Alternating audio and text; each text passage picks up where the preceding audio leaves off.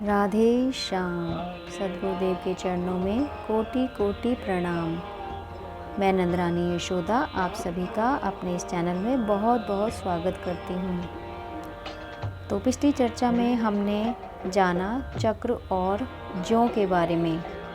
इस बार हम तीसरा चिन्ह ऊर्ध्व रेखा के बारे में जानेंगे कि उसका चिंतन ध्यान स्मरण करने से क्या क्या लाभ होता है।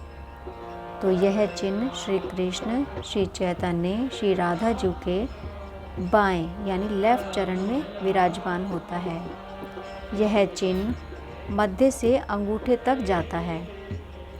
इसका चिंतन ध्यान करने से भक्ति पथ पर साधक ऊर्ध्व गति प्रदान करता है। हर मानव जन्म में विद्या अध्ययन करने के लिए हमें कक्षा पहली से ही प्रारंभ करना होता है।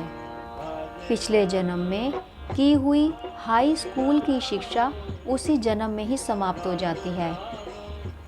लेकिन एक जन्म में भक्ति की यदि हम 3 सीढ़ियां चढ़ गए तो अगला जन्म हमारा चौथी सीढ़ी पर ही होता है। भक्ति ना तो कभी समाप्त होती है और ना कम होती है। इसका अर्थ ये हुआ कि भक्ति की गति ऊर्ध्व यानी ऊपर की ओर जाती है। भक्त कभी सीढ़ियां उतरता नहीं, चढ़ता ही चढ़ता है। ना में भक्तः प्रणश्यति।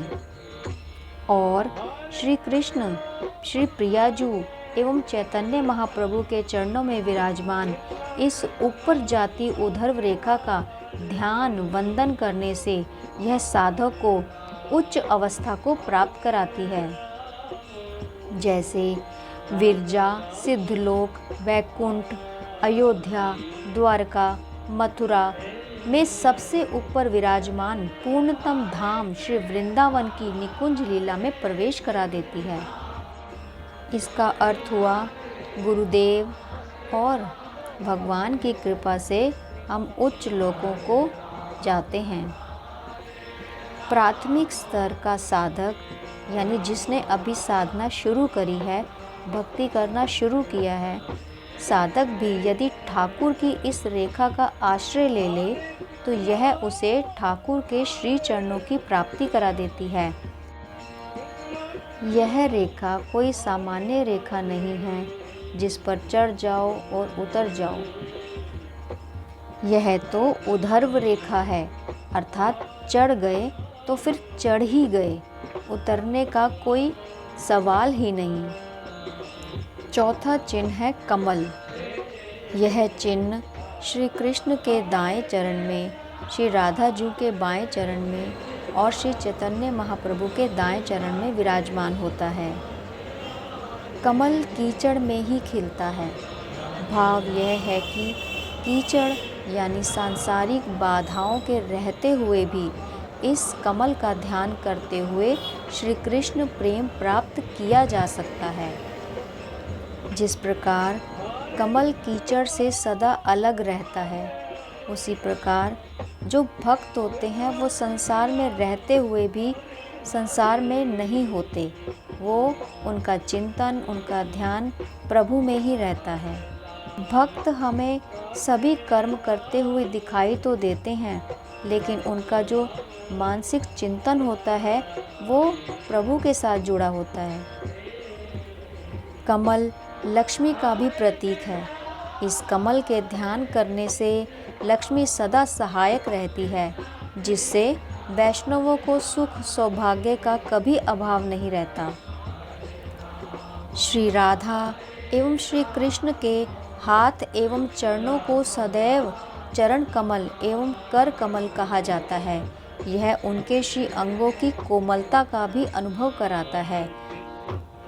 आपने ध्यान दिया होगा, श्री प्रिया प्रीतम सदैव कमल पर ही विराजमान होते हैं। अतः साधक यदि इस कमल को अपने हृदय में स्थापित कर ले तो प्रिया प्रीतम के विराजने हेतु आसन उपलब्ध हो गया। आसन होने पर तो हमारे हृदय में वे आएंगे ही आएंगे।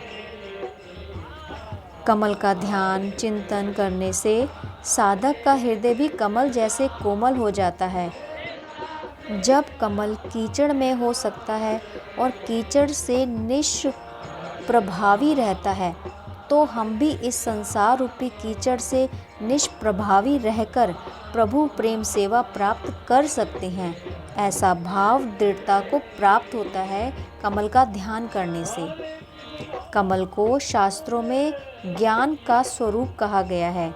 कमल का चिंतन करने से भगवत विषय में यथोचित परिचय ज्ञान प्राप्त होने की बाधा दूर हो जाती है।